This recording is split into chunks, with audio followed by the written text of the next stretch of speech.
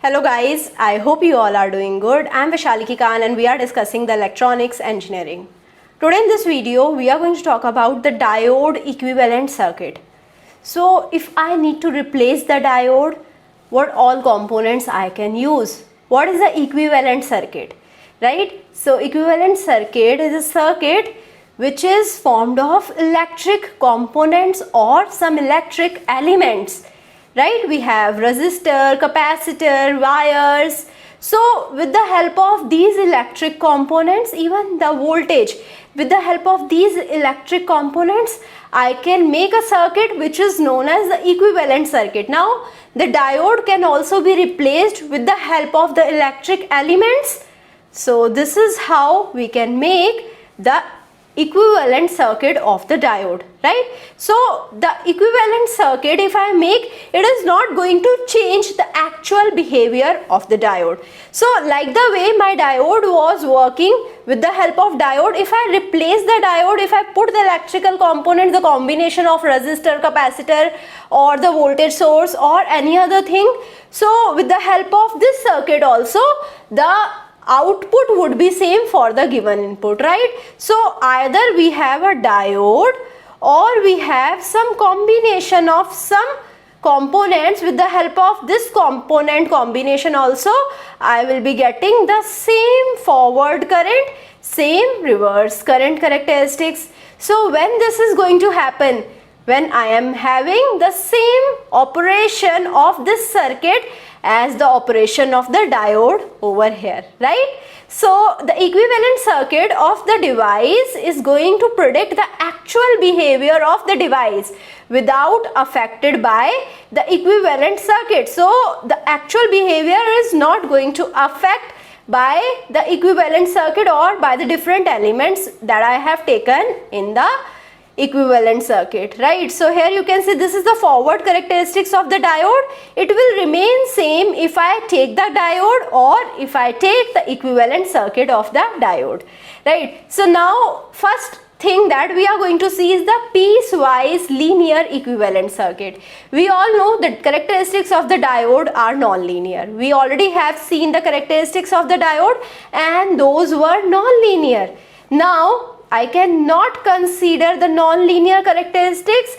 If I consider some small segment, this small segment is linear.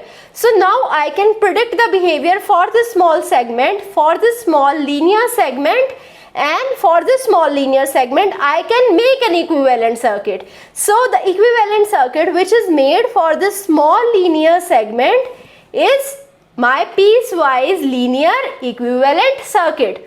Right? So now here Vf is the forward voltage drop. Now we have to overcome two voltage drop if the current is moving in the forward direction.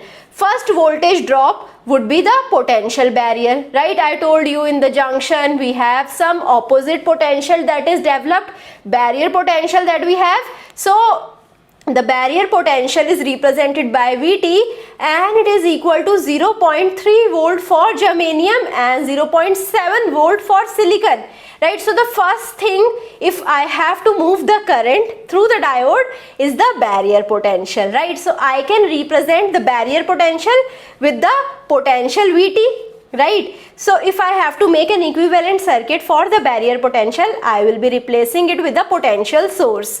Right, after that we have the forward resistance drop as well. I talked about the resistance in the forward bias direction as well. I talked about the dynamic resistance, if you remember, right? So if I am making the current move in the forward bias direction, we will be having some forward resistance drop as well. There would be some dynamic resistance also inside the device. So we will be having the forward resistance drop, or we can call it as the internal drop inside the device. So now the internal drop is represented by If small rf. Small rf was the dynamic resistance. So this is how I can have the second component by which my voltage is getting dropped. Right, so Vf is equal to Vt plus If Rf. Now here Rf is varying, and because of the varying nature of Rf, I told you Rf was calculated at the different segments. We were calculating Rf as Rf was equal to del V by del I, right? For the small change in voltage, I will be seeing what is the small change in the current, and this is how I was calculating the RF, right? So now if I consider the overall characteristics, for the overall characteristics, RF will not be a constant value. RF will change from point to point on the given characteristics. So RF is varying, and due to which I am getting the non-linear characteristics. So what I will be choosing, because here I am considering the piecewise linear equivalent circuit. If I have to replace it with the circuit, I cannot change the value of RF again and again. So I can take the RF as the average AC dynamic forward resistance. So I will be taking the average of AC forward dynamic resistance, and I will be replacing RF with this average value only, right? So now this average value is denoted while I consider the non-linear curve is replaced by the straight line segment. So now in the forward characteristics, despite of having this non-linear curve, I will be having the straight line segment, right? So I will not be having a non-linear curve over here. So the curve will not be looking like this. The curve would be looking like a linear curve. Now here, because I have taken the average of the dynamic resistance, so this would be not be the practical behavior of the circuit. This is just the behavior of the circuit on an average, right? So on an average, my circuit is going to give me the response like this. So here we call it as a piecewise linear equivalent circuit.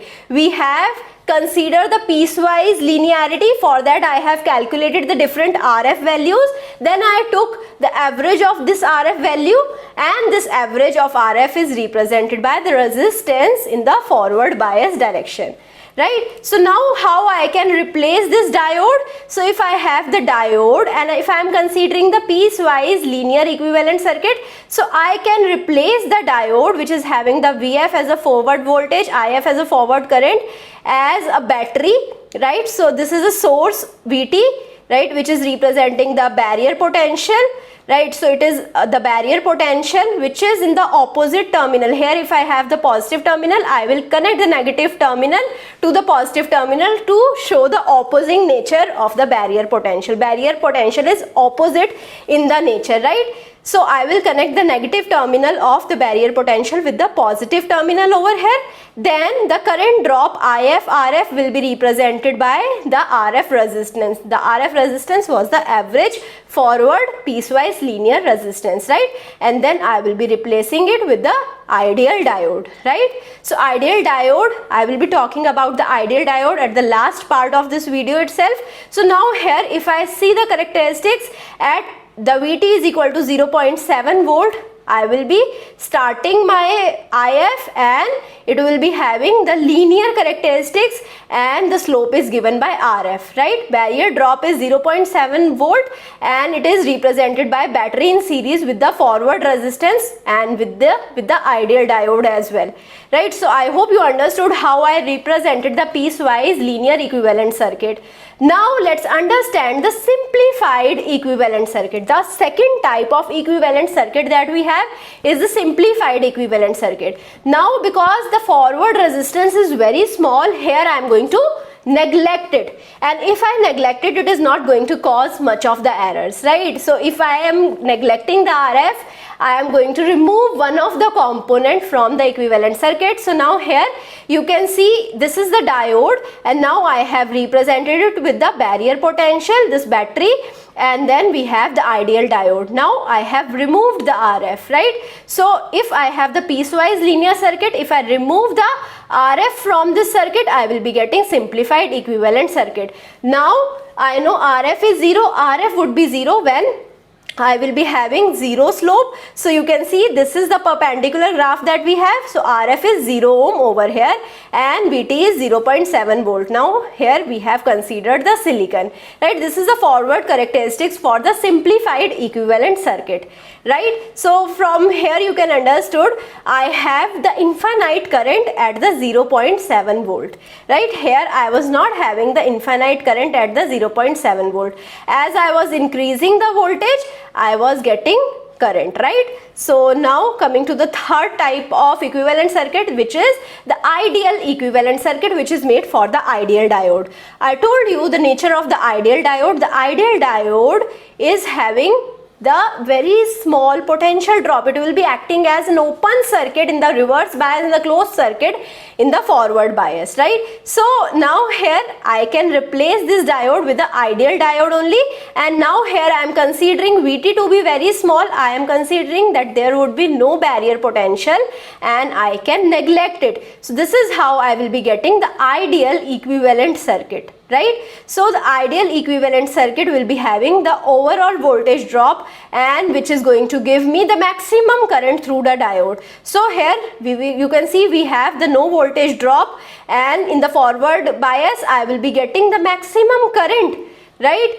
So at the 0 volt only I will be getting the maximum current. So we can see the current is present on the y-axis itself, right? So this is how we can get the characteristics of the ideal diode, right? So in the forward bias, ideal diode will be acting as a closed switch or a perfect conductor. In the reverse bias, it will be acting as a perfect insulator or the open switch, right? So I hope you understood the difference between the ideal diode characteristics, ideal diode equivalent circuit, simplified equivalent circuit, and the piecewise linear equivalent circuit. So these are the parameters over which I have compared the ideal diode and the practical diode. So first of all, we have the forward resistance. For the ideal diode, the forward resistance is 0. For the practical diode, the forward resistance is in few ohms, right? The reverse resistance for the ideal diode will be infinity, but for the practical diode it would be in few hundred kilo ohms, right,